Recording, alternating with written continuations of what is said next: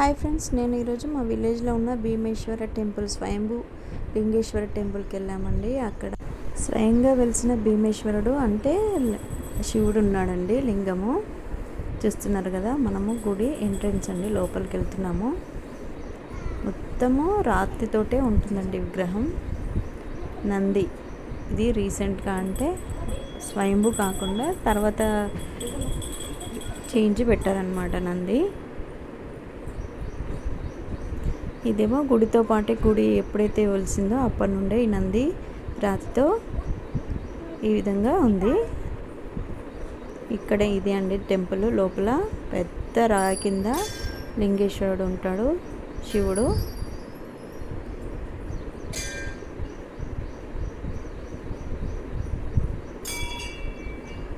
చూసారు కదా, మొత్తం రాతితోటే ఉంటుందండి టెంపుల్. మొత్తం రాతితోటే కంప్లీట్గా ఉంటుంది. ముందు నంది అయితే రాతితో ఉంది, చూసారు కదా. లోపల పెద్ద రాతి కింద ఒక చిన్న గుహలాగా ఉంటుంది, చిన్నగా. దాంట్లో వంగిపోవాలన్నమాట. ఇది బయట ఎంట్రన్స్. ఇక్కడ నంది దగ్గర మా పిల్లలు మొక్కుతున్నారు. నందికి చెప్తే శివుడికి చెప్తాడు, మీ కోరికలు అంటే చెప్తున్నారనమాట.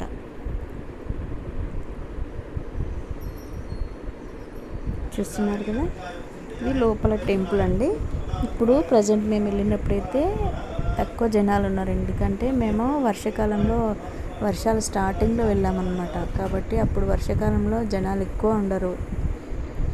వాటర్ ఎక్కువ వచ్చి గుడి మొత్తం కూడా వాటర్ వచ్చేస్తాయి అన్నమాట. అందుకే జనాలు ఎక్కువ లేరు. శివుడికి అభిషేకం చేస్తున్నారండి మా వాళ్ళు. శ్రావణ మాసం, కార్తీక మాసంలోనైతే చాలామంది వస్తూ పోతుంటారు. వర్షాకాలంలో అయితే చాలా తక్కువ మంది ఉంటారు, ఎందుకంటే వర్షం వచ్చేస్తే మనం మళ్ళీ బయటకు రావడానికి ఉండదు. అందుకే వర్షాకాలంలో అయితే రారు ఇక్కడికి టెంపుల్కి. మేము వర్షాకాలం స్టార్టింగ్లో వెళ్ళాము టెంపుల్కి, కాబట్టి ఎవరు లేరు. ప్రశాంతంగా అభిషేకము చేయించుకున్నాము. ఇక్కడ నిల్చోడానికి కూడా ప్లేస్ ఉండదండి, మొత్తం వంగి కూర్చొనే చేయాలి. చూస్తున్నారు కదా, అక్కడ కొద్దిగా పైనకి లేచినామంటే తగులుతుంది మనకు. పెద్ద రాయి కింద ఉంటుందన్నమాట. ఈ మొత్తం టెంపుల్ మొత్తం రాళ్ళు, పెద్ద పెద్ద రాళ్ళతోటే ఉంటుంది. చుట్టుపక్కన కూడా రాళ్ళే ఉంటాయి ఎక్కువ. కార్తీక మాసం, శ్రావణ మాసంలో అయితే చాలామంది ఇక్కడే వంటలు చేసుకుని భోజనాలకు కూడా ఇక్కడికే వస్తారండి. చాలా బాగుంటుంది ఇక్కడ. ఎండాకాలం అయితే మట్టుకి ఎర్లీ మార్నింగ్ రావాలి, ఎందుకంటే రాళ్ళు ఉంటాయి కదా, వేడి ఎక్కువ ఉంటుందన్నమాట.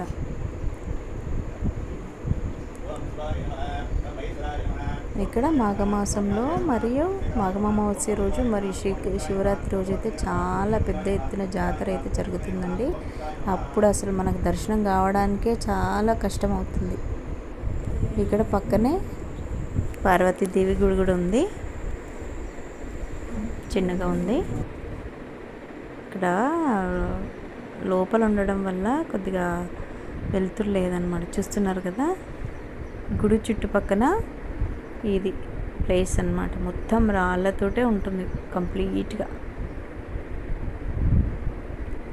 హనుమాన్ టెంపుల్ చూస్తున్నారు కదా, కంప్లీట్ టెంపుల్ అన్నమాట. చూడండి, ఇక్కడ మొత్తం వాటర్ వచ్చేస్తాయి వర్షాకాలంలో. పెద్ద పెద్ద రాళ్ళు,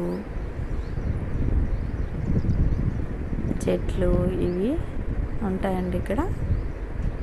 చూస్తున్నారు కదా, చాలా పెద్దగా ఉంటుంది, కంప్లీట్ రాతితోటే ఉంటుందన్నమాట. రీసెంట్గా గుడి కట్టారండి. మొత్తం హనుమాన్ విగ్రహం కూడా రాతితోటే ఉంటుంది, పెద్ద రాతికే చెక్కబడి ఉంటుందన్నమాట. చూస్తున్నారు కదా, కంప్లీట్ రాతే ఉంది, కింద కూడా రాతే, మొత్తం రాతే.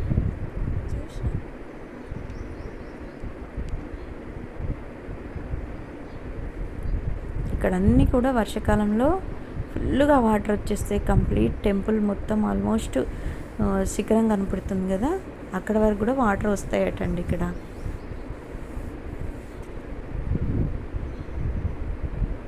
లెఫ్ట్ సైడు శివుడి గుడి, లైట్ బ్లూ కలర్ ఉంది కదా, పార్వతీదేవి గుడి అనమాట. చూస్తున్నారు కదా, కంప్లీట్ రాతితోటే. అది 2 గుళ్ళు కూడా రాతితోటే ఉంటాయి. ఇప్పుడు ఇది వచ్చేసి హనుమాన్ టెంపుల్.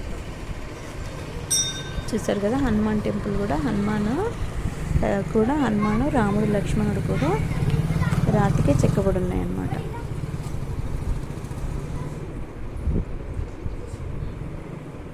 చూడండి, పక్కన కూడా చెట్లు, రాళ్ళు తప్ప మనకి ఇక్కడ ఏం కనపడదు.